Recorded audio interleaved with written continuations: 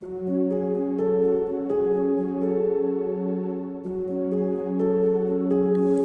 darkness, my old friend. I've come to talk with you again, because a vision softly creeping lifted scenes while I was sleeping, and the vision that was planted in my brain still remains within the sound of silence.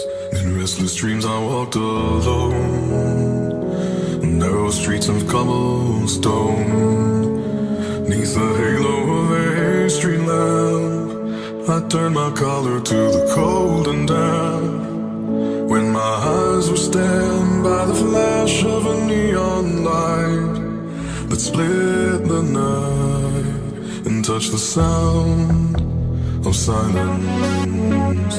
And in the naked light I saw 10,000 people maybe,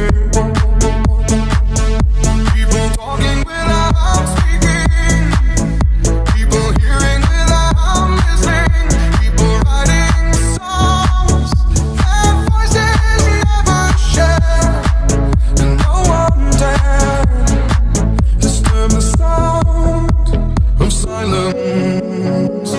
Fool said you do not know. Silence like a cancer grows. Hear my words and I might teach you. Play my arms and I might reach you. But my words, like silent raindrops, fell and echoed in the wells of silence.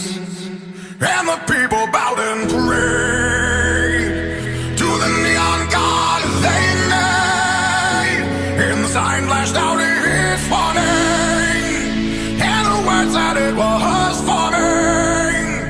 And the sign said the words of the prophets are written on the subway walls and tenement halls, and whispered in the sound of silence. And in the naked light I